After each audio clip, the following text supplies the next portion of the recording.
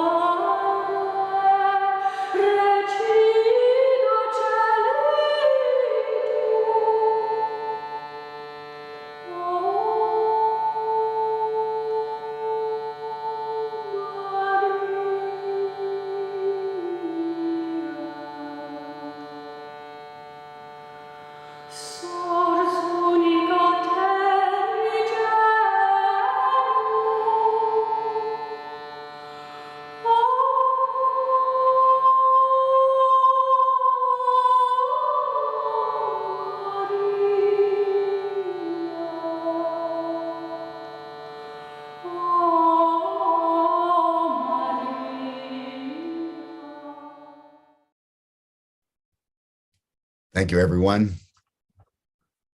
Now it's my great pleasure to introduce my two good friends and colleagues who've done so much to develop and support Humanity Rising over the last many months, going on 2 years now. Tom Eddington, the founder of Endangered Global, and the chief executive of Endangered Global, and George Cappannelli, the founder and chief executive of Age Nation, who have come together to produce a series of programs on our endangered ecosystem here on planet Earth. So Tom, George, welcome again to this fifth and final program of this week, and I turn the program over to you. Many thanks and welcome. Thanks, Jim, and thanks to you for creating this platform that gives us the opportunity to reach people around the world on topics of really critical consequence. So thanks. Yeah, thank you, Jim, and good morning, George. Jim, I want to pick up on part of your opening comment about creativity and resilience. It's a great introduction for today, and I'd like to just share a bit about the week to set some context for today. On a personal level, I got up on Sunday morning, Mother's Day, and went out and spent several hours hiking here in northern New Mexico in honor of Mother's Day. And when I returned home that evening, I was notified about a potential evacuation. We've had over 270,000 acres burned here in northern New Mexico, one of 10 fires. And it's climate change driven. And it comes off of almost a 20-year drought. And so that's how I started my week, honoring Mother Earth for Mother's Day, and the risking or potential risk of a evacuation due to a wildfire. On Monday, we were joined by Jojo Mehta from Stop Ecocide International, co-founder and executive director. And Jojo shared with us that she's been moving through the legal and political process of getting ecocide recognized at the International Criminal Court as a crime. And she shared with us how world leaders have said to her privately, get this done, Jojo, because we need a fair and equal playing field. And we're supportive of it, but we need to make sure everybody else is following the same rules. Charles Eisenstein joined us on Monday with Jojo to talk about a dystopian potential future. He indicated that he wasn't worried about humanity going extinct, but rather his concern is that humanity would be living in concrete buildings, watching virtual reality images of what used to be Mother Nature, and eating hydroponically grown foods. John Perkins joined us on Tuesday to talk about some of the systemic and institutional impediments to prevent our world leaders, political and industry, from doing the right thing. We were joined by 3 representatives from Wild Earth Guardians on Wednesday, and they shared some of the amazing work that they're doing to help change some of the system, some of the policies, some of the regulations. But they unfortunately also shared with us that within the Department of Agriculture, we have an Orwellian entity called Wildlife Services that spends about $20 million a year killing between 1 million and 1.5 million wild species. On Thursday, we were joined by an incredible panel of individuals and organizations working on the ground to make a difference. Marie Noel from We Forest shared with us some of the reforestation efforts that they've been doing over the last 10 years plus, and how in some of the areas where they've reforested, animal life is returning. And she shared just almost a beautiful image that was tear-provoking of the beauty of the restoration of decimated lands. And Julia Wyden from the University of Wisconsin Arboretum shared with us the active work being done by citizen scientists. And Sally Rainey shared with us the incredible threat of the loss of the Arctic ice cap. And so all of that is a backdrop. We've got 4 incredible panelists with us today to share and discuss as Jim said, our back is against the wall as a species. And each of these individuals are going to share with us and be in dialogue around how do we use creativity, indigenous wisdom, and strategic thinking to get us out of the predicament that we're in. Much of the scientific data indicates that it's already too late. And yet we know, and Marilyn King in particular will share with us, one of our panelists, how the human potential and what's inside us makes it possible to achieve the impossible. Michael Ray, considered to be the most creative man in Silicon Valley, former emeritus professor now of Stanford University Business School, will share with us about creativity. He'll be joined by Stephen Kowalski, who also has done some amazing work organizationally around creativity. And Alain Gauthier will be joining us to talk about using strategic thinking and how he's evolved the strategic thinking process to incorporate some of the wisdom traditions. So welcome, panel.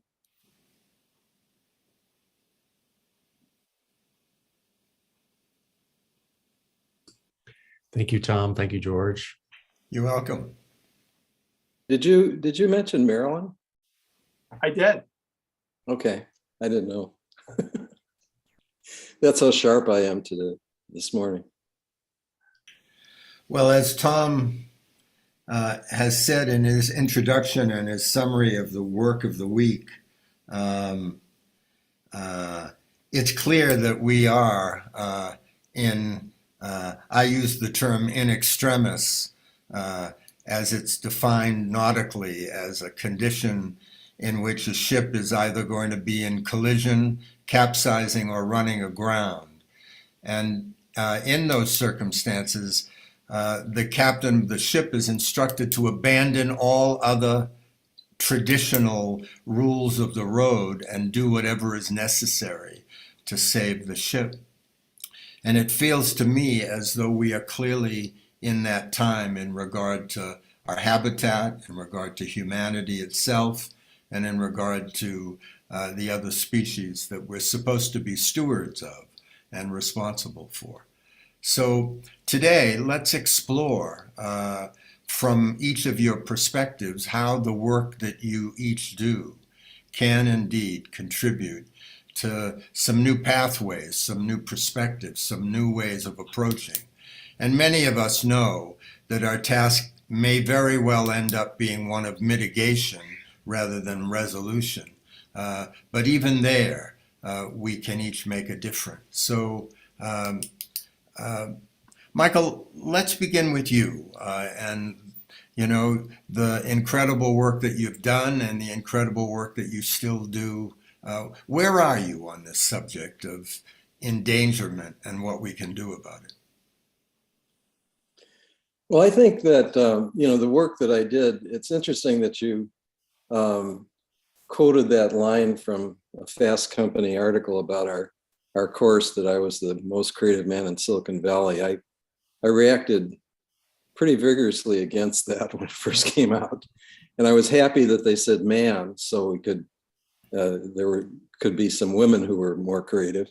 And also it was a time when Silicon Valley was held in high regard. It's not held in such high regard now. And I think that's been a major change. And the work that we did was really what sometimes is called vertical development now. It was about answering two questions, which is who is myself, capital S self, and what is my work, capital W work. So the purpose of your existence. And what we found was that the people who went through this course started doing incredible things. I think a lot of it was due to the fact that we're at the Stanford Business School, so they're really remarkable people, and also among those remarkable people, they were taking this kind of funky course in the middle of all this, whether they were doing finance courses and wanting to be captains of the world and everything, but these people were not doing that. But it made a tremendous difference. And I just was kind of gobsmacked with the things that they were doing. And I see this situation now going beyond that kind of situation as something that, you've talked about this during the week, and the idea is that the problem with this, one of the problems with this situation is that it's a chronic situation to most people. It really doesn't affect them. And what we've been looking at recently is it possible to get to a tipping point in terms of climate action? We know about the tipping point in terms of the climate and endangered species and everything else, but getting to the point where there's sort of a cascading of concern and action, real action. And I know I watched a couple of your sessions, and John Perkins talked about this in terms of we really need to get to action. And in one of our sessions with Alain and this other group that I'm involved in, and the title of the session was "What Gives You Hope?" And Alain started off, it's just beautiful, because I didn't want everybody talking about, oh, everything is good and everything else. And he said, we really need to get to the streets. He said, get out there and really get action. And that's the only thing that'll happen. I just recently read a book, and it seems to me that there are a couple of things that could happen that would get to a tipping point and get things going. We noticed recently this war let everybody mobilize for this. And that happened in World War II also. And we see everybody mobilizing when they see a clear threat. And so there's a book called Ministry for the Future, which some of you may have seen. And I really recommend it. Kim Stanley Robinson. It's actually a science fiction book, but it's very real. It goes forward about 10 to 30 years. And the reason that they're able in this book to really create some major mitigating factors is that it starts out with this horrid thing that happens in India in the future, in which there's a heat wave. And this is not really science fiction. I mean, it's happening in the Middle East and all over the world, where you get these tremendous temperatures. But this heat wave at the beginning of the book kills 20 million people in India. And that is the key that mobilizes people. It's like war. And so India becomes sort of a standard bearer for what can be done, and what can be done in terms of dealing with the climate, and just incredible things. And so and one of the key aspects of this is that they deal with the financial system. They set up sort of a carbon coin, and you have to mitigate your carbon effects. And they're very clever about this in terms of not allowing the fossil fuel companies and the banks to get around it, in certain ways. They set up corridors for animals and endangered species that go from the Yukon down to New Mexico. In order to do that, they eliminate a lot of the towns in that area. So it's really kind of, in that sense, it's sort of Orwellian. And they do all sorts of things that are just amazing that we could do. But we need to have that.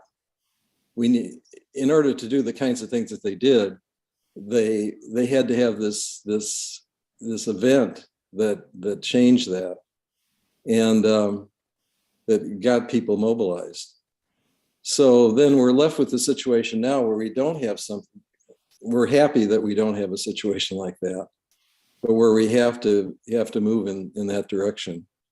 And so I think that there's enough evidence that that you can get to a tipping point in terms of people getting really energized in terms of doing things. And I think there's some evidence of this. And so I'm hopeful. I'm realistic about it, but I'm really hopeful. And these are the kinds of things that can help. Who else? Who's next? Yeah, I was going to ask Marilyn to jump in and just use your own personal story, Marilyn, about how it changed your life. It showed you what's possible and how it's informed the work you've been doing for the last many decades. You're muted, Marilyn. Yeah, so for context, thank you, Tom. And by the way, Tom, thank you for inviting me. You know, I'm jumping back on the field here and to take advantage of what happened all week. I mean, whatever Jojo Mehta is on, I want that Kool-Aid. I mean, she was just killer. So anyway, thank you so much for the week and for inviting me. So yeah, a little bit of context. So I wound up competing on 2 Olympic teams in the pentathlon.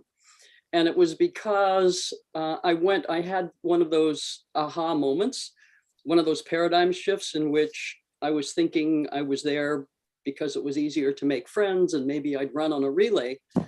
And then they invited a girl who I had beaten to go to the Olympic training camp in the pentathlon. And I knew not only had I beaten her, but I was a better athlete than she was. So part of the work that I do in the world is for helping people to understand that one new thought can change your whole life and could change the planet. So I went from thinking run on a relay at nationals to I could be in the Olympics. If they think she can, I'm better than she is. That means that I could be in the Olympics. And from then on, it's just like, you know, and everything had to true itself up to that. And as many people in this group know, there's what I call a relatively new phrase out there in the public called cognitive dissonance. And unfortunately, it's been used as a kind of a throwaway line, but I understand that cognitive dissonance means, the way I think of it, is that the mind can't hold 2 conflicting beliefs at the same time. So I'm not that good. Maybe I'll go on a relay team and I could be in the Olympics. We're really far away. So my brain started to try to fill in the gap. And I started to see it's not going to happen from Staten Island. I'll have to go to California. How am I going to do that? I don't have money. That means this.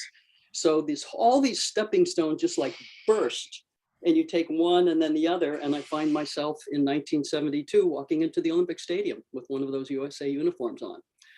And then in 76. And I think that the story, Tom, that you're referring to, but I thought that context would be helpful, that I'm not somebody who was destined to be an Olympian. If you're not good in any one of the events, if you do 5, nobody's crazy enough to train in the hurdle, shot put, high jump, long jump, and 800 meters in order to get into the Olympics.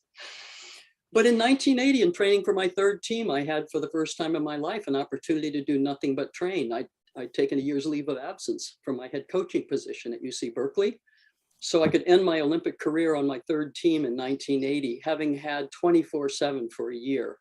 And I would know how fast, how far, how high, and I was never destined to be a medalist. The Russians, the East Germans, they won the gold, silver, and the bronze. I just wanted to end my career knowing. And my car got hit from behind by a truck in November of 1979, produced a bulging disc. It was misdiagnosed. I kept waking up every morning and thinking, I'll be in the top 3 at the Olympic trials, and I'm getting better every day. And that was in November. And in December, I still rolled out of bed like a log and grabbed onto the dresser. I couldn't hop from foot to foot. I had all day long, and I could do nothing. I couldn't come out of starting blocks. I couldn't work. I couldn't do the 6 to 8 hours a day of physical training. But I still thought I'll be in the top 3 at the Olympic trials, and I'm getting better every day. I'm going to fast forward now all the way through, you know, February, March, April. I am sick of what I got films of the world record holders in all 5 of my events and watched them for 3 or 4 hours. And by the way, this is before sports psychology. There were only 3 universities in the country that had sports psychology programs. This came from somewhere else. And after watching films and getting sick of it, I went out on the track for 3 or 4 hours a day. April, May, and June, had a injection in my back, not having done any of the physical training since November. And I placed 2nd at the Olympic trials for the 1980 Moscow Games. I beat women who were younger, faster, stronger, more talented, and had been training.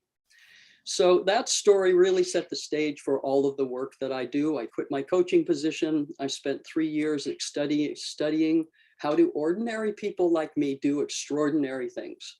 And I wound up with a framework that I thought was revolutionary. And I call it Olympian technology. And it basically says, no matter who you see, no matter what organization you see, one peak performance, long-term, you will always find 3 things. Anybody interested in what they are? Thank you, Steve. And I thought it was revolutionary, but the way I came to it was basically it's always passion powered. It's not a should, it's not a supposed to, it's not a good goal, it's none of that. It is passion powered. There was nothing more important on the planet than the idea that I could be one of them, that I could be an Olympian. You could offer me being an astronaut $1 million, wouldn't even touch it. So exceptional human performance, according to Olympian technology, it is always passion powered. And then it's vision guided. And that's where my mastery came in. That's where most of my teaching is. Mindset matters, understanding the mind, doing a lot of that and creating tools for that before it became really popular. And we had new phrases from neuroscience. This is all wonderful stuff since the 80s. And I thank all of you who do that work. And so there's a lot of sophistication, and there are a lot of what people who are listening and on the panel understand. But then it's action oriented. You got to have a game plan. It's got to be a good game plan. Got to have feedback, and you have to have daily practices. So it's passion powered, vision guided, action oriented. And I thought it was rocket science until I read it backwards, and it was really body, mind, and spirit. So it's like, okay. But when we align body, mind, and spirit, nothing is impossible. So does that speak to what you wanted me to speak to, Tom? Absolutely. Thank you, Marilyn. Alain, would you like to pick up from there? Yes, thank you. Just a bit of context too. You mentioned strategic planning. It feels like a long time ago. I was with McKinsey for 7 years, and then post McKinsey, I did more of that with a number of different organizations, companies, NGOs, etc. And in the last 10, 15 years, or maybe 20 years, under the influence of Peter Senge and Otto Scharmer and others, I've oriented myself toward, for a while, to what we call visionary planning, which comes from the heart, mostly, as Jim was saying. It comes from the heart, and what can I envision? What can we envision? Because I wrote a book on co-leadership. So what it's about the we, how can we envision that will actually help us let go of our habits, both thinking habits and behavioral habits, and that will actually propel us to a different future that we have. So this is, for me, what is at stake now is that, and I am now focusing more on how do elders participate in this renewal. Indigenous cultures talk about renewal.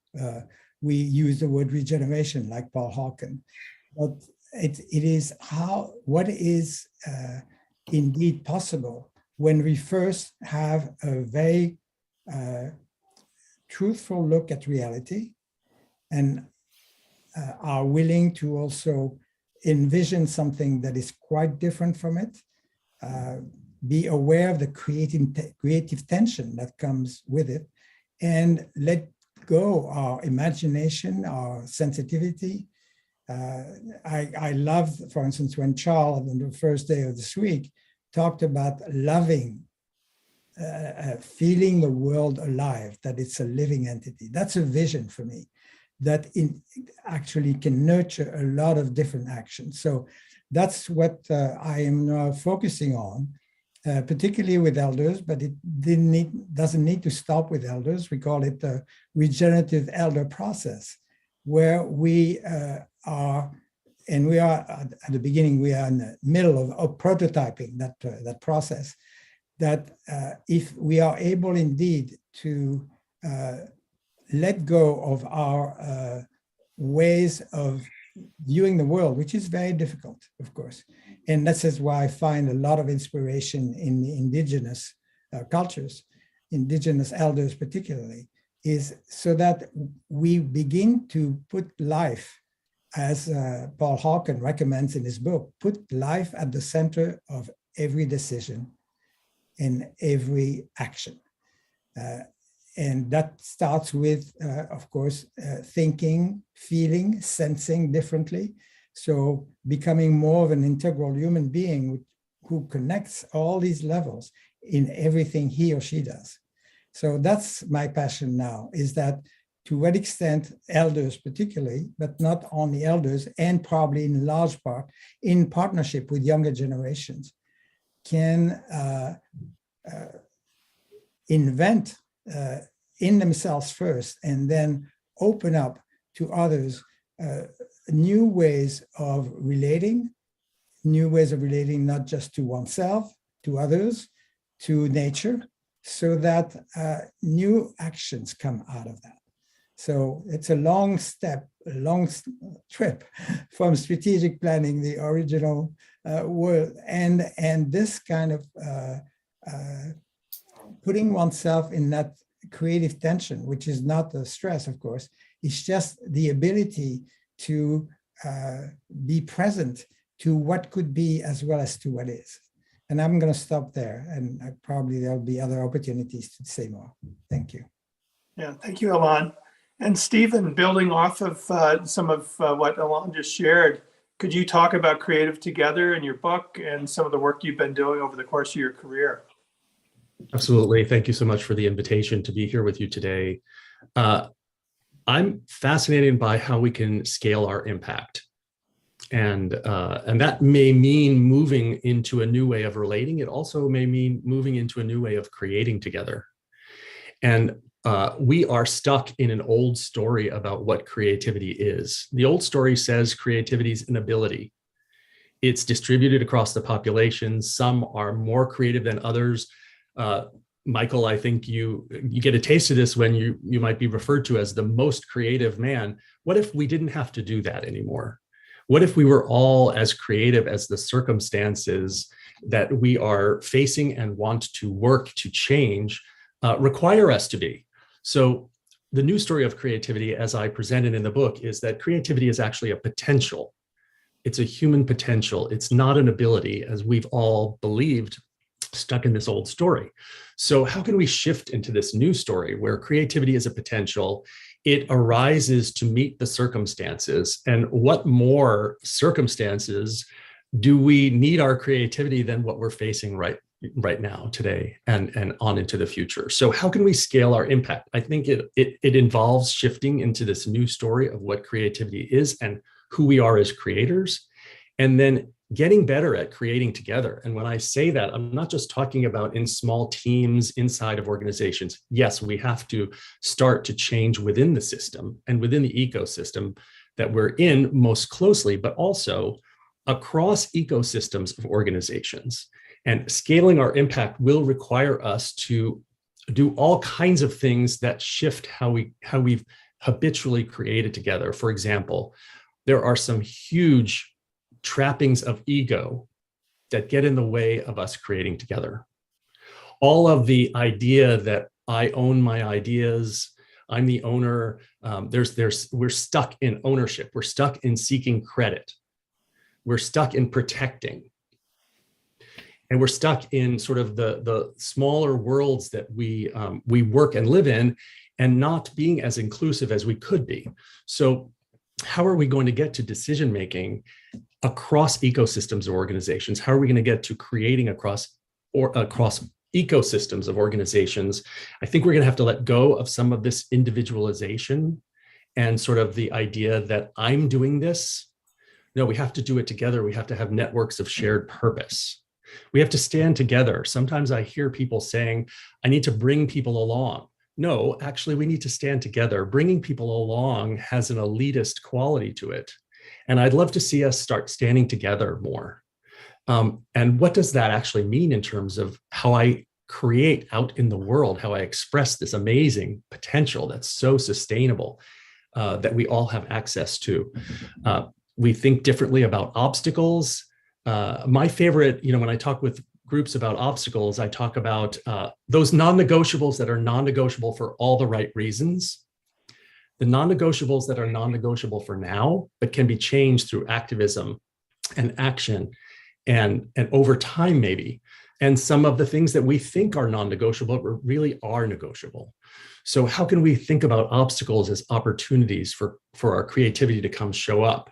How can we work together in new ways? How can we actually check to see whether we've got competing priorities operating and align more around shared purpose? Michael, when you were talking about threat and how threat motivates us as humans, I find myself sometimes saddened by the idea that threat may be more motivating for us as humans than opportunity or possibility. So how do we shape that and change that so that opportunity and possibility are as exciting and can mobilize millions and millions of people across the planet in the ways that we see threat doing so? So let me pause there, and we could talk more about creativity, how it shows up at the intersection of purpose, possibility, and constraint, and how we can activate people around shared purpose and networks of shared purpose. Stephen, you in identifying Tom and identifying this topic of creativity today, and Stephen, the way you've been speaking to it, it's interesting that in my personal experience, I learned a long time ago that creativity wasn't a talent; it was just an expression, an opportunity. And I'd never met anyone who isn't creative, no matter what they say about themselves. Yes. And what's also interesting, I don't know if you know much about what Jung called the totalitarian virus, or the indigenous called wetiko or wetiko. But it is a disease of the soul. And in most studies, especially with the indigenous, creativity is one of the cures. Our ability to express, our ability to use our creativity to delve into those wounds that we possess and begin to heal ourselves. It was Jung's path to individuation. And yet in our society today, it still remains, as you say, a question of ownership. And some people are rewarded with millions of dollars for a little bit of paint on a canvas, or a new Bitcoin element that suddenly becomes, part of the value of the world. And yet, when we express, those of us who are privileged to have reconnected with our creativity, we inherit a new level of balance. So how can this balance, how can that connectivity to the creative expression, and this is to all of you, how do we use this to advance the impasse, the passivity, the lack of citizen engagement in the world that could very well be one of the keys to the future? What do we do about that? And I'll just jump in real quick. Thank you, George, for that. As one of our panelists yesterday, Julia Wyden from the University of Wisconsin, said, it's easy for us to slip into it's game over, that we've all of the data, all of the information says it's too late, that we've passed the tipping point. And so I would just extend an invitation to the four of you and how we spend the next half hour in conversation, that it's not game over, it's game on.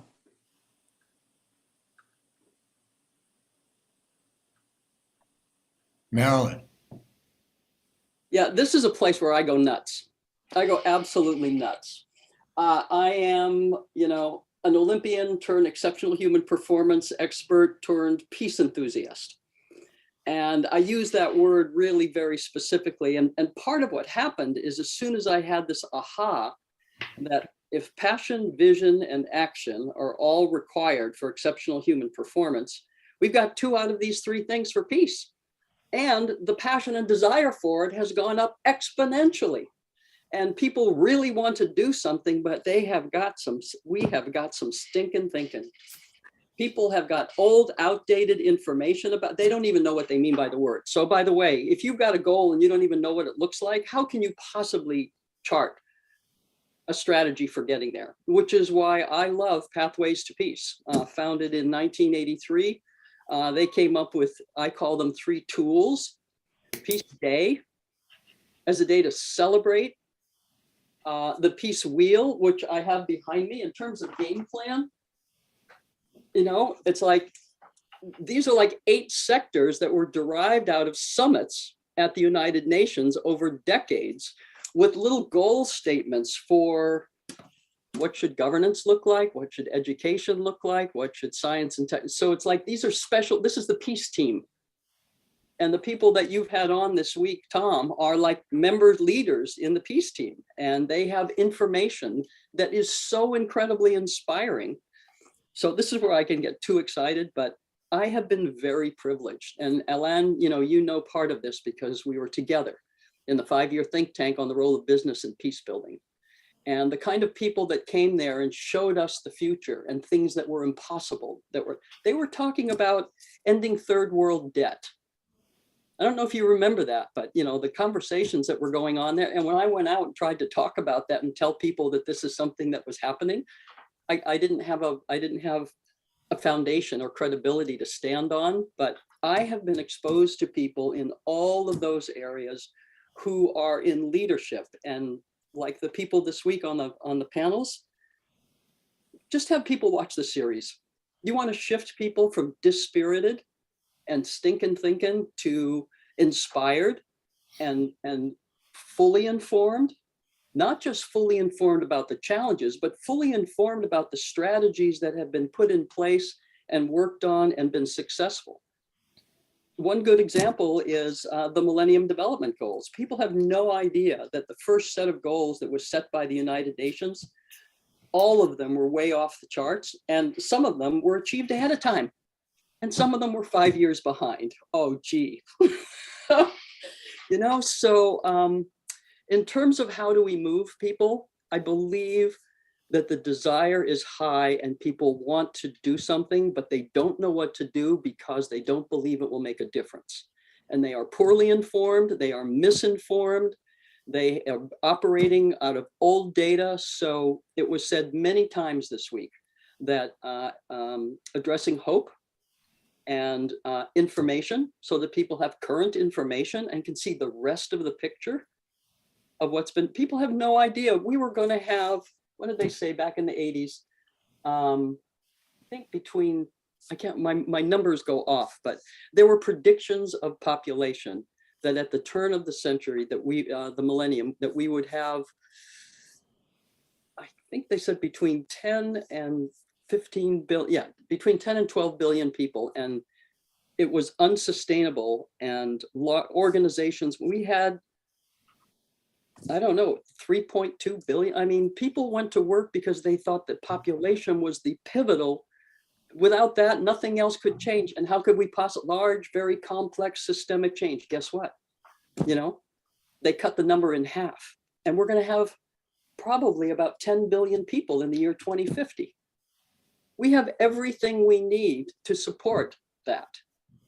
And so it's about how fast, it's about speed shifting. How can we do what Willis Harman, one of my most important teacher, called global mind change.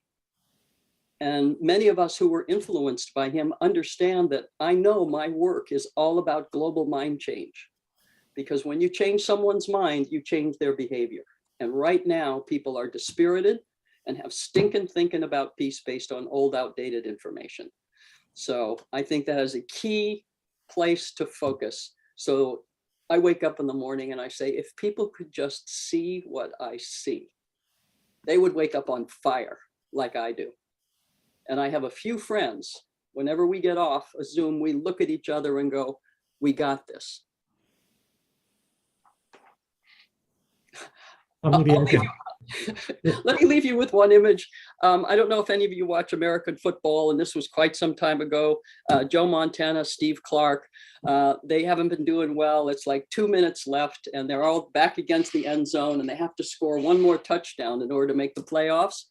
And my imagination is when these guys came into the huddle and looked across at the other guy, you didn't want him thinking, well, it's been kind of rough. We didn't score too well in the last quarter, you know, maybe this. But you want to look across the huddle and see, we got this. And that was when they marched down the floor, the field, and the Dwight Clark, the one they call the catch. He jumped higher, twice as high as he's ever jumped in his life. And they scored and got to go on into the playoff game. So that's where I'm right now, is thanking people like Tom for reconnecting with people that I heard from this week who are in the we got this energy. I'll try to stop. I am very enthusiastic. Maybe, Tom, I'd love to follow that, Marilyn. One of the things I talk about in the book is the arenas in which we can express our creativity. And we can express our creativity in reaction, from a mindset of life is happening to us. And in some ways, rebounding and adapting are kind of reactive expressions or arenas for our creativity. Where we get to a more proactive orientation is in inventing and disrupting. And maybe that's in the life is happening by me, life is happening through me kind of spaces in our lives. And I'd love to see more of us shifting intentionally and consciously into those more proactive uses of our creativity. It's all creativity, right? There's no value judgment about whether or not we're expressing our creative potential, no matter where we're expressing it. But where I think the magic is starting to happen is in the inventing and the disrupting, and shifting out of just applying our creativity in the rebounding and adapting spaces.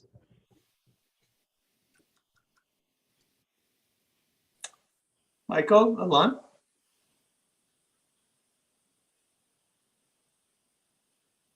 I'm taking in everything that was said, and I am at this time, I completely agree with you, Stephen, that moving from the I to the we in terms of creativity is essential.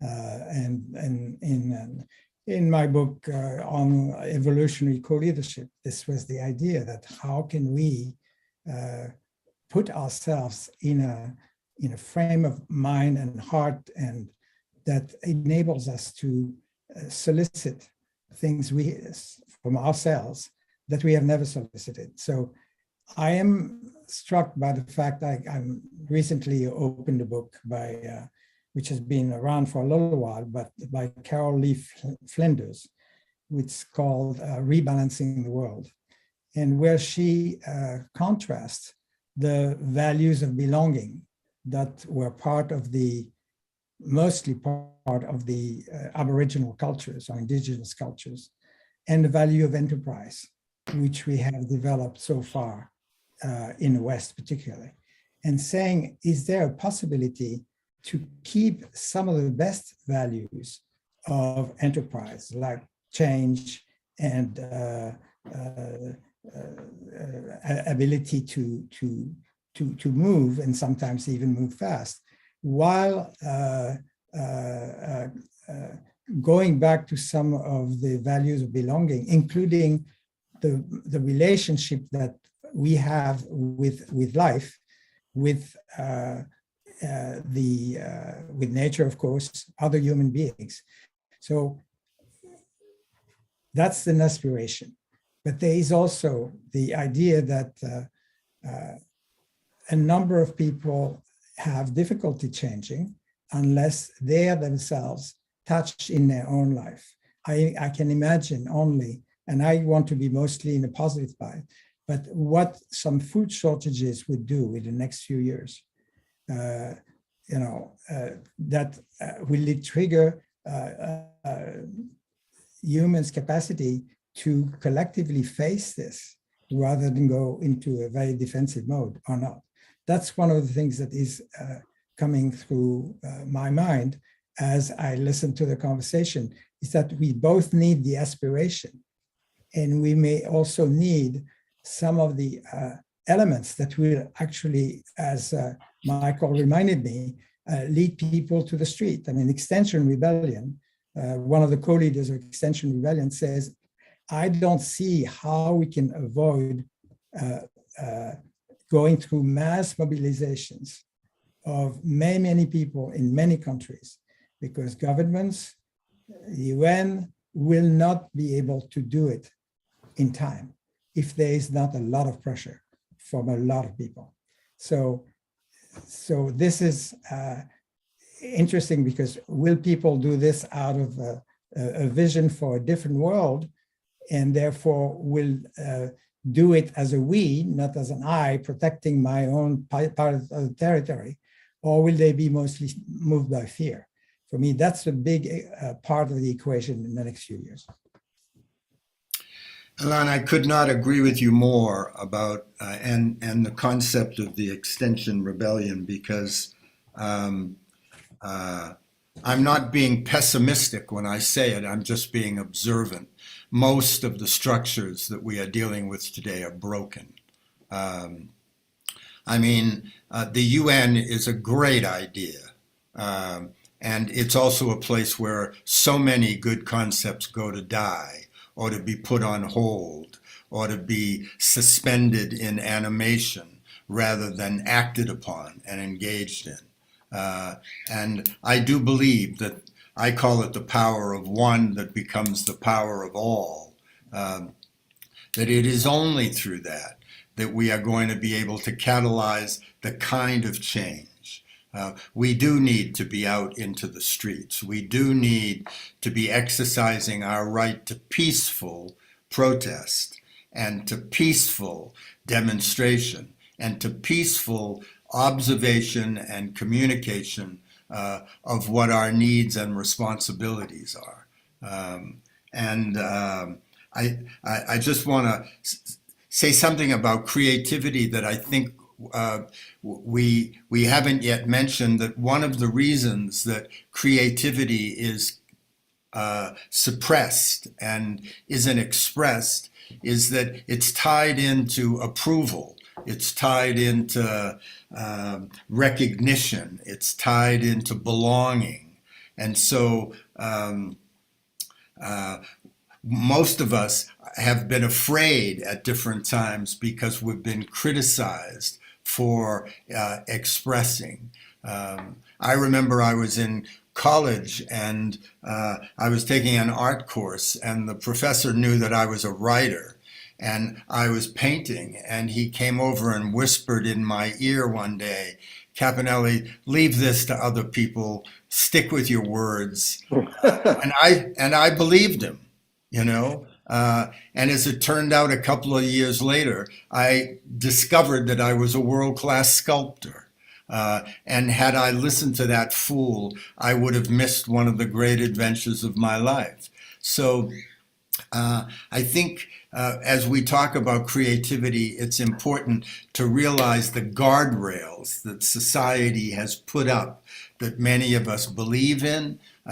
Obviously, Marilyn, you're not one of those people that believed in those guardrails, and you blew right on past them, which is what we all need to do. So, Michael, how do we do that? How do we, as a society, how do we take down this bullshit that restrains so many of us and allow ourselves the freedom and that joy of creativity that frees the future? Well, I think we have to get everybody, we don't have to get everybody, but we have to get a significant number of people to the point that Marilyn is in, really recognizing our own greatness, really, our own gift. And it's amazing how this works throughout our lifetimes. There's this thing that happens, and I realize that this actually happens to everybody. but we don't recognize it, that we have this recognition of what life's all about and our own creativity, and you might say our greatness, when we're probably puberty or pre-puberty or something like that, where we begin to, in my own case, we had a summer home in Wisconsin. We lived in the Chicago area, and we'd go up there. I'd go up there every summer, and I just didn't wear shoes. I could run on gravel roads, that kind of thing. And every day I went swimming, and I was walking down the path to the beach, and it was just an incredible day, and the crickets were jumping up and bouncing off of me and that kind of thing. And I thought, I just had a sense of my, I don't know, would it be greatness or connection to the world, and what an incredible world it was. Mm-hmm. And at some point I thought, I'm going to die, so this will end at some point or another. But that stuck with me, and people, and I've had that as a question in my courses of, did you have any situation like that? And I could go on for a long time talking about how people had this aspect to themselves, or this experience of themselves, and we forget it because of people like your art instructor there, that we get all these structures put on us and everything else. But the thing is that I always go by the Margaret Mead statement, something like, never doubt that a small group of people can change the world. In fact, that's the only way that it's happened. So that gives me hope, because it doesn't have to be everybody, and it doesn't it doesn't have to be everybody for the whole world. It just happens in all these small situations. So that's what gives me hope, that's possible to do that. And I think we need to give avenues for people to recognize that, to recognize the potential that they have. Michael, I want to share just a brief story, and then I want to hear from the rest of the panelists. But I was running a foundation, an International Integrity Foundation. We gave out awards, and one year we decided we wanted to recognize Stevie Wonder for his contributions. And everybody said, "Oh, don't do that, entertainment, he'll bring all these people, it'll mess up the award ceremony and all the rest of it. He may not show up." He came, first of all, he refused the award. He said, "I don't think I have enough personal integrity, and I don't think I'm worthy of the award." And then he called me back several days later, and he said, "I've been thinking about it. I'm going to accept it because it will be a watermark against which I need to measure myself for the rest of my life." So he came with his mother and his relatives, and he told this story. He said, "When I was a little boy, I lost my sight." He said, "And I would hear these sounds, and I would bang on things trying to replicate the sound." He said, "And sometimes the things I banged on, I broke." He said, "And my mother would simply come and clean it up and put something else in its place." He said, "And what I did not know at that time is we were so poor, she couldn't buy things to replace the things that I broke." And as I listened to him, I was standing at the back of the room, and I still get filled with emotion when I think about it. When I think of the number of parents who would yell and scream and criticize the child for breaking something. And I wondered in that moment how many Stevie Wonders there are in the world that have never blossomed because their mother didn't just take that thing away and replace it. So it's one of the ways, the gifts I think that we can give to each other is the gift of encouragement and the gift of taking off the guardrails so that whatever it is, it's creativity, So what else? Where are we with this action, getting to action concept? Marilyn. And I'd like to just pick up on something that Alain said earlier about a vision, a shared vision. And I'm curious, to hear, because it's such an important piece of this. Where does that vision come from? Is it from the ground up? Is it from a leader? Where does that vision come from?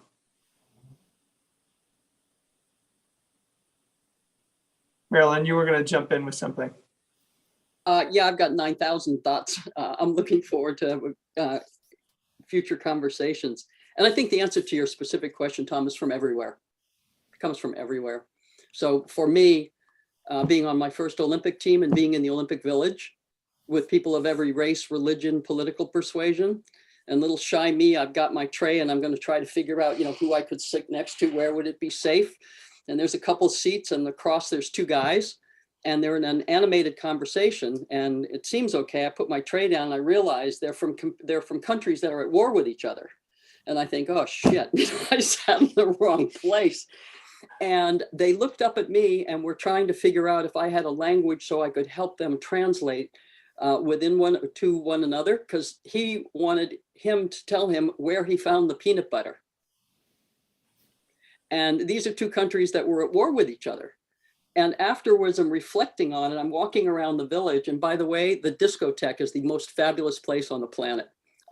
Olympic athletes dancing to music with not needing words. But as I walked around the village, I thought, how can this be? All race, religion, political, socio-economic, we represent just about every difference that there is on the planet. And inside those fences and competition sites, we lived in peace. And when I got quiet for a second, not being a meditator at the time, and thought, well, how could this really be? And as I looked around, I thought, well, every single person that I see, I have respect for. And it's like, oh, and then the second thing I have was curious, who are you? Where do you come from? What's your story? So the concept of a global Olympic village, where people choose their own but just try walking around for a day, I dare you, with respect and curiosity for everyone and everything you see. So for me, the answer to your question, it came from Global Olympic Village, and then it came from Pathways to Peace that took those 8 sectors and gave each of them a goal statement. And I'll give you one example. So just that governments respect the human rights of all their citizens and settle disputes by the rule of law for the common good. That's a special team in terms of peace, people who are devoted to that. And it allows me to take just a moment before I pass the baton, something I wanted to share with every single one of the people and the panelists this week, Tom, was the work of Gene Sharp, because we have these notions about how difficult things are and how mysterious in terms of change. But I want everybody, could I just see hands? How many of you know Gene Sharp's work?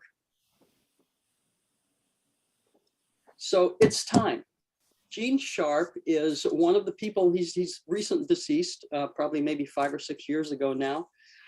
He was the Einstein Institute out of Cambridge, Massachusetts, which was one room filled with books. And he was a researcher. And he basically did research on the history of successful nonviolent revolutions. I must say that again, the history of successful nonviolent revolutions. And out of that research, he pulled 102 different factors that are at play and created a decision tree, because they're not all at play in all of the successes. But if it's a military dictatorship, the decision tree takes you this way. If you have the freedom of assembly, it takes you this way. So I believe one of the most important things I can do is find someone to take his book and distill it for the American market.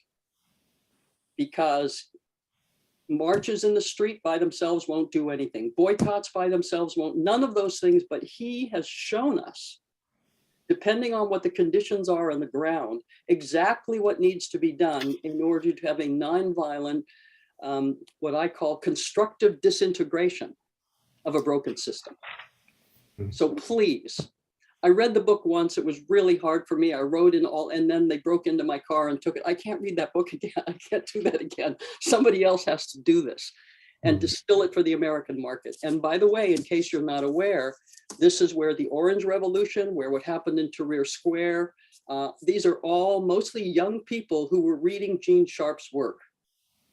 And the reason it came into being is because young people in Burma asked him if he would come there and help them. And he said, I don't know enough, but I will create a book that gives you the information. So there are young people around the world who have been taking advantage of Gene Sharp's work, and were they caught with the book, they would have been disappeared.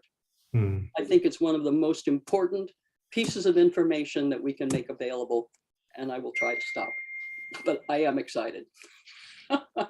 Thanks, Marilyn. I'd love to follow that with just a quick story. I was at the end of one of the meetings that I facilitate or help convene. And, at the end of these meetings, oftentimes we say, well, what's one takeaway or one thing you might do differently? It's a very common technique at the end of these kinds of meetings. And what's that call to action? What's something we can do? And everyone went around the room with something that they were going to do. And when I shared mine, I shared, I'm going to generously support my colleagues' priorities. It was like a bomb exploded. People did not know how to process this action. And so I just wanted to raise that when we think about what we can do differently, generously supporting others' priorities is an extremely powerful action. And oftentimes I know myself, I'm focused on my priorities. I'm focused on what I want to create in the world. Sometimes I still fall into the trap of thinking that I can create alone and that I've got some agenda that I'm pushing or something I'm striving for. Michael, thank you for the live with, have no expectations and let go of agendas. Supporting others' priorities, it's such a hugely powerful call to action. I also might pick up on something that was said, and Jane M in the chat, that was some of what I wanted to say in response to what you say there, drop the ego and clinging to the position, my position. The shift from proving to learning as a mindset orientation is so critical. And I think many of us, I know myself and so many of my colleagues are stuck in this proving orientation, and it relates to getting credit and all sorts of things. And if we can shift even slightly or together into that learning orientation, I think that's also another powerful action. Finally, I'll end with distribute leadership. Any chance you get, distribute leadership. In our organization, we're breaking leadership up into smaller chunks and sharing it with different people so that we can all actually contribute to strategy more fully. Because the link between sort of being a leader and doing strategy, we have to break that so that everyone can contribute to strategy and to visioning, which Tom, I think visioning comes from our imagination. We're gifted with this incredible potential to imagine. And we all have access to that. And it's imagination that leads into creativity, that leads into innovation. So let's get that cycle activated. Go on. To your question, Tom, where does vision come from? For me, it comes from love, basically. Love of the future, love of nature, in the case of what we are contemplating in this series. And I have two examples of that. In the Elders Action Network, I led last year a visionary planning process so that this organization, which was created out of a different number of initiatives, social justice, environment, etc., would come even more together. And it's noted that people who grow older can get more set in their ways, attached to their views. And it was really interesting for me to see that the most engaged elders in that process were actually coming from that generosity that Stephen talks about, and the willingness to see, to first let go of some of their assumptions or petty projects, if you like, and look at what is the world asking of us, what our grandchildren and future generations are asking of us. And that for me is an exercise of love, to be able to look at something that is larger than my regular universe. And I think if you look at the elder movement in the world, was mostly created by grandmothers and grandfathers who are actually deeply touched by what will or could happen to their grandchildren. So that's one example. And the other one is last night in the Oregon chapter of EAN that I'm part of, we invited two young people who are active in a movement called Youth Courts. Youth, I'm missing one word, but basically the idea is that young people themselves organize a trial, and it can be of a local administration or a local company, and ask to what extent, what are they, to what extent is this organization not honoring the moral values that are basically underneath all the laws. And it was very interesting to see these young people, the love of life that was motivating them to be part of that, because it's an arduous process in some ways, but we could see the enthusiasm came like Greta for their love of life and what the life they can have themselves, and therefore the willingness to be strong on these values that they would like to affirm. So there's just two examples for me of where vision comes from. It comes mostly from love. Yes. I'm kind of chomping at the bit here because there's something underlying everything going on here. And it's what motivated me to start the creativity course. And it's really highlighted in my book, The Highest Goal. And that is that, I don't know how to put this, that creativity is spirituality. Yeah. That there's a grace in our lives. And if we see our lives as being, the ultimate goal, becoming, I don't know what to say, being enlightened, connecting with God or source or whatever you want to say, then everything that we do behind that becomes something that's all the more powerful. And so I see it in that way and see it so much. And in The Highest Goal, I start to talk about, like, why is it that these people who took this course and have a lot of other experiences in their lives are doing these incredible things.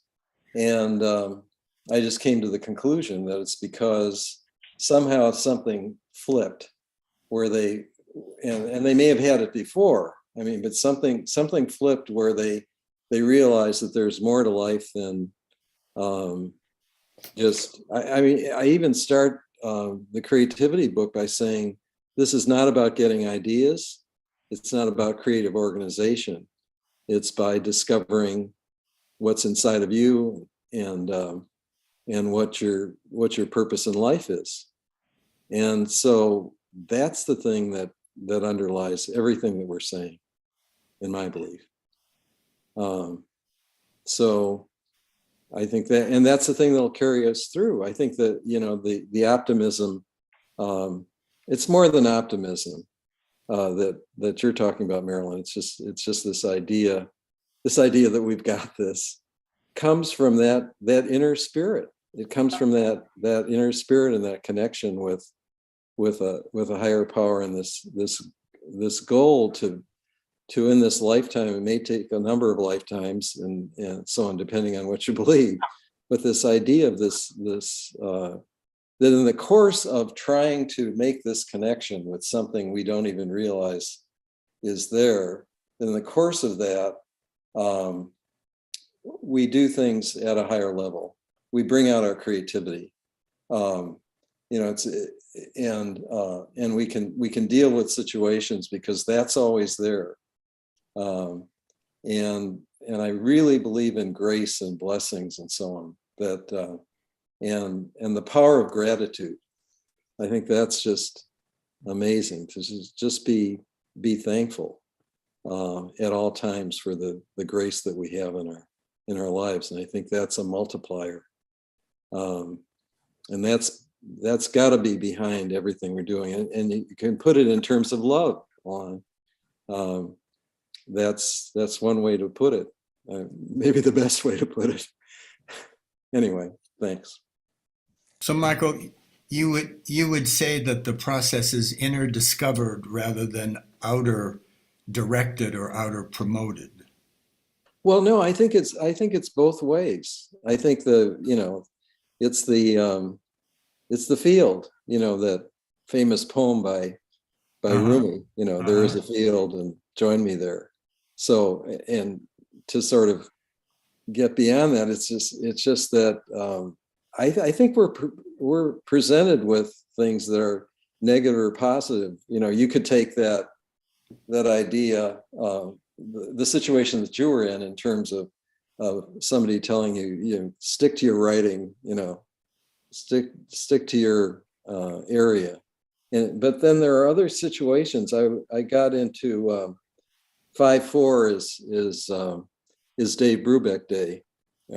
Maybe you didn't know that, but it was supposed to be the may the fourth be with you and that sort of thing. But because of his unusual time signatures, and I've been a fan of his from I think the early 50s, and one of the things that happened to him, he grew up on a cattle ranch, and his dad was thinking he's going to be the guy who carries the family forward and run the cattle ranch and so on. And he spent a lot of his early life on horses. And one of the things he got was that he was hearing rhythms all the time, the rhythms of the horse's hoof beats and things like that. And you find that musicians are really tied to sound, and artists are tied to visual things and things like that. But so he went to University of Pacific, or College of the Pacific at that time, as in the veterinary program, because his father wanted him to do that. It's just so bizarre when you think about it. And at one point, he had the opposite experience to you, George. He his zoology professor, I guess, said, you're wasting your time and my time. Why don't you go across the lawn to the conservatory over there? Music is what it's about. And his mother, who was kind of a concert pianist, I think, didn't support him at first until they were listening to the radio and they heard Art Tatum play. Mm-hmm. And she got it about his interest in jazz and so on. And he had a number of other things that built on that. And it's all grace, it's all grace that bounces them from one place to another. And I think we've got to depend on grace. We've got to realize it and acknowledge it by being thankful for it and going forward from that. Wonderful. So we bring that. If I may just add a couple of things to what Michael just said. For me, and that's a very important aspect, that the things we can do by ourselves on our own itinerary and the things we can do together. And for me, Joanna Mason, with her spiral, says it best, at least that's what resonates with me. You start with gratitude. That enables you to experience the grief, not just for oneself, but for the world, and best to grieve together. And that then enables you to open your eyes to reality and then move on to some new things that you never expected in the process. That's, for me, it's an exercise. I mean, I don't want to repeat myself, of love, love for what is and love for what could be. And the journey that is not an individual journey, but a collective journey is fundamental to that. And men particularly have difficulty grieving. We find in our group of men and in the regenerative elder process that the ability to grieve together is a door to actually open up much more capacities to imagine what could be. And I just wanted to build and say something about, Alain, you use the word love, and it's a word that I've struggled with and have now a different relationship to because of some things that have happened. And what I realized when I was doing my work early on and was using passion, vision, action, it's because I couldn't say spirit. You couldn't use the word spirit in the 80s in the corporate world, particularly as a female with no credibility in the business background. But I know for a fact when that idea hit that I could be in the Olympics, it animated my body, my mind, and my spirit. And you didn't have to do anything for me. There was nothing that was going to stop me. And the same thing when I realized we could see peace in my lifetime because we've got 2 out of the 3 things. And it's the information age. We know how to inspire, mobilize, and support people. I use the word speed shifting. I speed shifted. We have speed shifted as communities when disasters strike. Somebody mentioned World War II. There was no game plan for how all of these women were going to go into the factories and who was going to take care of the babies and where. There was no strategy for that. It was boom, we speed shifted. And just like Gene Sharp figured out what are the factors that have to be there in a strategic manner for a nonviolent successful revolution, we know what the essential elements are that allow someone or an organization or, thanks to Willis, to speed shift, global mind change. So we got this, you guys, we got this, just we all have to up our game. What does that mean? And for me, it comes back to daily practice. To your point, Michael, it's spirit. It's being guided by what we know to be true. The human spirit and this incredible brain leads the action, and your action will change immediately. So I tell people, begin your day the Olympian way. Envision, I say, our gold. And that's the way to begin the day, in my opinion. Thank you. Jim, do you want to join us as we get close to wrapping up? Jim? Yes, I do. Wow, what an extraordinary discussion today. And I'd like to bring in 2 aspects of creativity that haven't been noted, but I think are important as we dimensionalize what is going on here and what we need to do. I think you were touching on it, Michael, but I want to bring in the ancients. The Greeks and the Romans, for example, also the Indians and the Babylonians had this notion that creativity was actually a visitation. It wasn't anything that the individual had much to do with, except to be open and receptive and submissive to a visitation that came from outside in. And that was what they called genius. That when someone manifested an extraordinary outburst of creativity, they recognized that it was coming essentially from nature.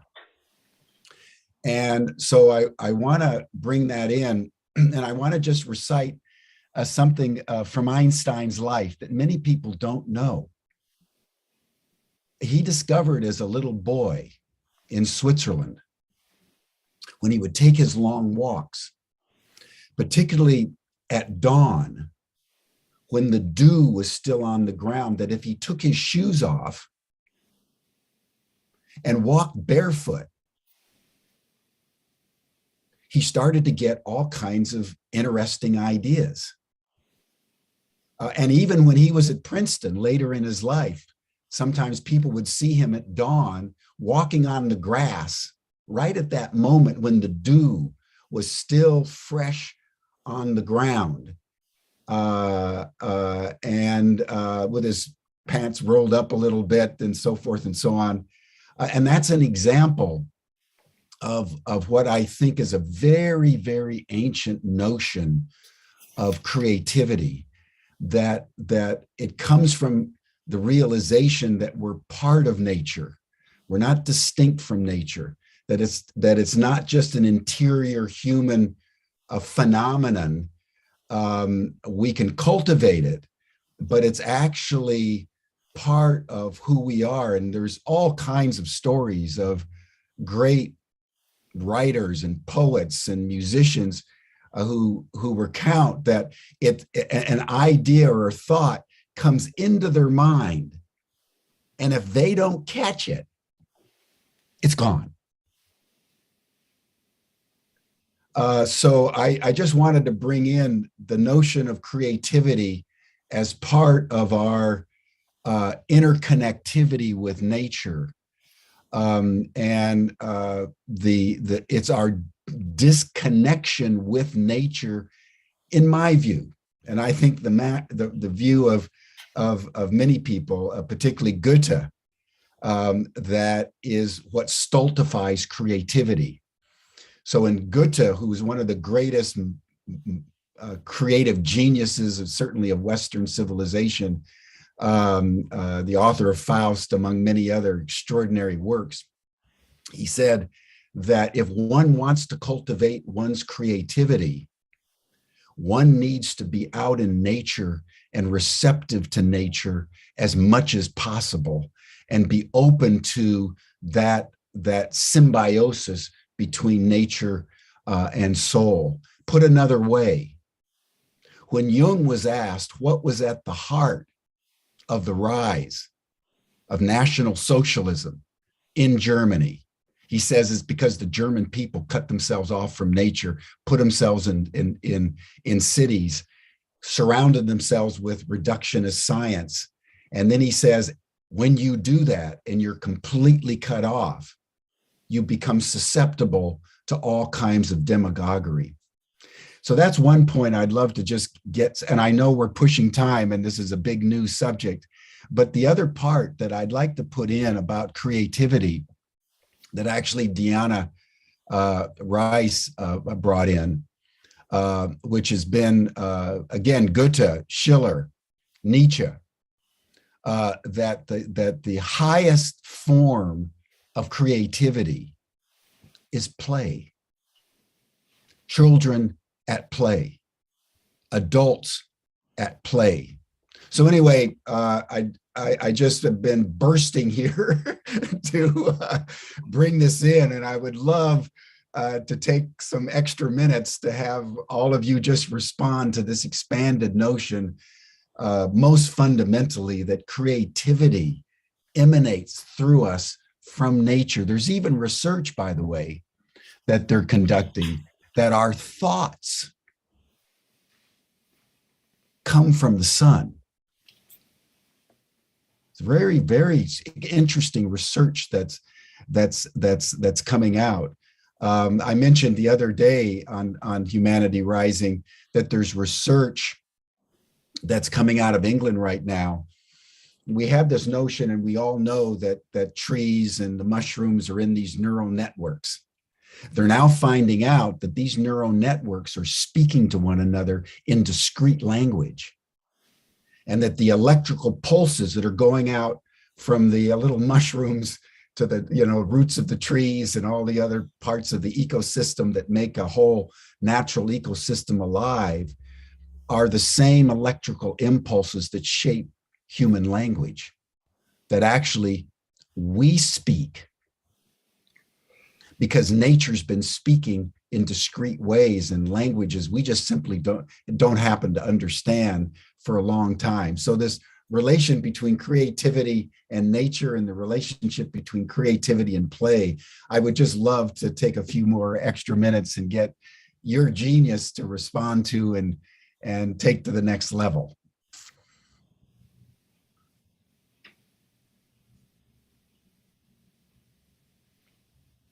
Alan? Yeah, that's what attracts me to the indigenous worldview. Yeah. this notion of wholeness, that we are part of something. We have a deep relationship with every aspect of creation. Nature is one, and this notion of playfulness also is part of that culture, as opposed to business sobriety or seriousness. I don't want to extrapolate too much from that, but I'm touched by the fact that our ancestors way back actually had that as part of their daily life. And so thank you for reaffirming that, Jim. So for example, Marilyn, what I was just thinking and feeling as you were telling your story is I bet you Marilyn was just peculiarly open at a certain moment in her life where Mother Nature was looking at you like a parent looks at any child and saying, yes, Marilyn, do it. And there was something in you. Remember, the Greco-Roman notion of genius is that when the creativity comes through, the receiver can either reject it or accept it. And even in the Bible, for example, the prophets were known as the Messiah, and that means the anointed one, that the Spirit would come upon them. It wasn't anything that they did of their own, and their choice was either to receive it or not. And so while you were telling your story, I was imagining you in this sort of unconscious discourse with nature herself that was pushing and guiding and leading you on your way. Well, you're speaking to the converted, because I love the Einstein, because I've been walking barefoot for a couple of decades here in Oakland. And a park nearby, I go halfway up in the redwoods and take my shoes off for 2 miles. And when I go out every morning, I've got my hands up, I'm breathing with the trees. And the most exciting nature connection that has happened is I've never seen ravens here in my part of Oakland. There is now a mated pair that has built a nest in a tree that I can see from here. And one of them has decided, literally 30 feet from me now, these ravens come and land on my bird bath, and I have started feeding them and having conversations with them. So you're talking to somebody who lives what you're talking about. I depend on the connection that we know to be true, to guide what is bigger than me, and I would say is all about team and understanding that together we got this when you're clear about what the goal is and you know what your role is. And for me, I'm a messenger. I'm a messenger that we can do this, and I believe that we are going to. And my concern is that a vast majority of people right now wake up and their minds are filled with, oh shit, as opposed to when Michael Phelps woke up every morning and said 8 gold medals.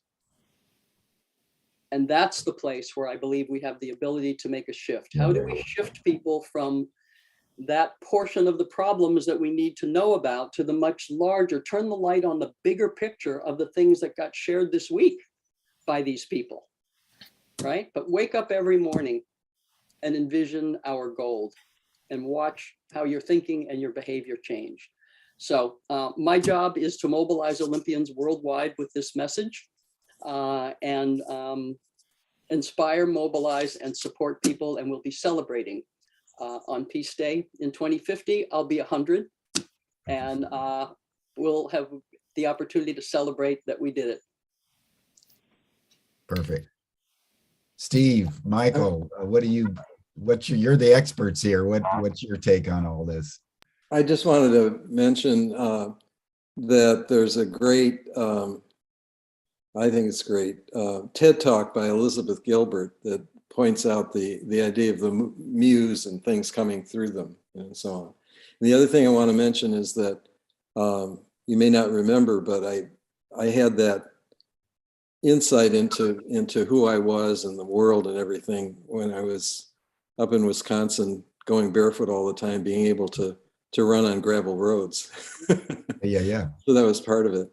And I also am amazed how so a lot of those experiences I've collected over the years, which is it's kind of established now that everybody has that kind of insight into their greatness, the connection with the world at some time in early life. And it's changing in some respects. But the other thing is that Marilyn, you mentioned going into business and doing this thing, and one of the things that I found was that if you offer an opening to people about these kinds of things, you begin to find out. I remember giving a talk early when the Creativity in Business book came out, and it was I don't remember, it was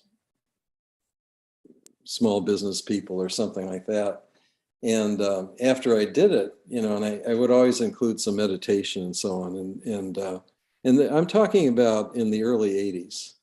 And people would come up to me and say, would you like to come and have a drink? I at the bar or whatever, get together, because I've been meditating for a long time. And you just find these people who are doing these things and kind of under the wraps and so on. I think that maybe that's not true anymore, that people are more open about it.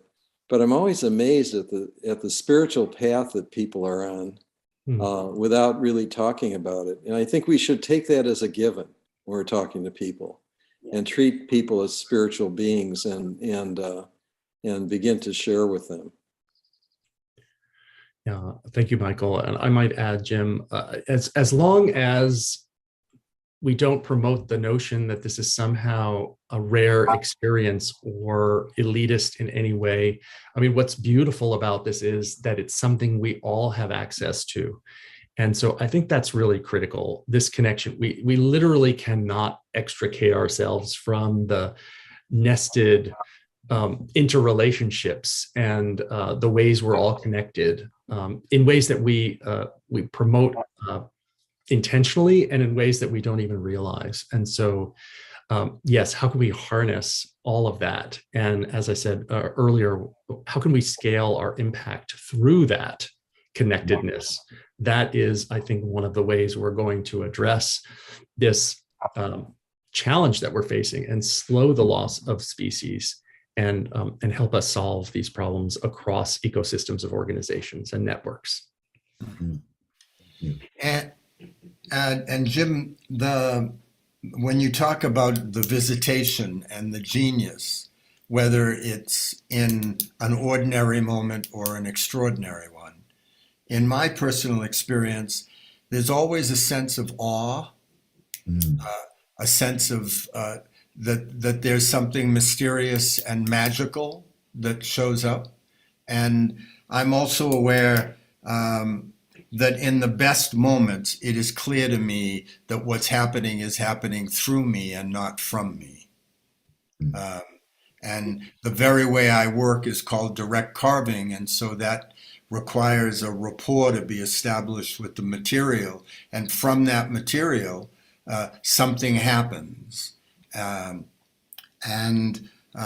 When you say that something, that genius or vision or whatever occurs and then it's gone, it's true. The stone, the wood, it opens for a moment and discloses itself. And if you're smart enough, you go after it. And if you're not, it stays the stone and the wood and all of the rest of that. So there is a beauty and a miracle. And I think anyone who's been privileged to have the experience knows that they are the tool or the instrument, and they are not the source. Beautiful. You think of Michelangelo, who could look at that piece of marble and see what was wanting to emerge. And you remember the story of after he carved Moses, it was such a perfection, he started to shout at it, live, live, live. And So it's true. There is a moment in the life of every piece where you understand that it has taken on its own identity. It's got nothing to do with you anymore. And that's when the best of who we are, I think, shows up. Yeah, I think it's the instrumentality notion of creativity that's important here. And then your point, Steve, now then how do we scale this, everybody? Mm-hmm. Collectively scale this. That's the challenge of our time at this moment. So, well, thank you so much. Tom, why don't you round it out and then tell us, I know you're going to be convening more panels down the road, so anything you want to conclude with? Yeah, I'd like to pick up on something that Michael said earlier, and he was talking about grace. And I just want to acknowledge the six of you and the grace that you've given me in my life, for being in my life, and invite each of us to think about who do we have in our life and the grace that they bestow on us by being who they are. And we've had an extraordinary panel this week. And Jim, I'm immensely grateful for you and the Humanity Rising team for giving us this opportunity. George, as always, it's fantastic collaborating with you. And I hope we've left the viewers over the course of this week and people in the future who've had a chance to watch or get an opportunity to watch the series that we've done. We've left them with a sense of hope. We've left them with an opportunity for inviting their creativity to take action, to have the world that we know is possible. And it's there. And so thank you all. It's been an extraordinary week, and we look forward to the next one. Thank you. Thank you. Thank you, everyone. I want to just round this off with a note that Marie-France Lepage just put in the chat around the story of Mary and Gabriel and the visitation of Mary. And I wanted to note that as we close today and bring in yet another aspect of creativity. And that is we have a pilgrimage every year that we've been doing for 16 years to Chartres in France, which is about 40 miles west of Paris. And for the last 3,500 years, people have been making pilgrimage to Chartres because it's a place of such powerful telluric energies. You can literally feel the energy coming up out of the earth that has a particular quality of the feminine. So it's been a place of the adoration of the feminine for thousands of years. And we go there every year to renew our soul. And I just wanted to invite everybody, the link is in the chat, to look at our course, because I thought of it with the Alain's notion that creativity is about love, and Michael's notion that it's also about grace, and the point I was bringing in about nature, that it's an opportunity to actually go to a place on our precious planet where Mother Nature emanates a particular frequency of energy that moves through us. And in that particular place and location, it induces a fuller appreciation of our humanity through an adoration of the feminine.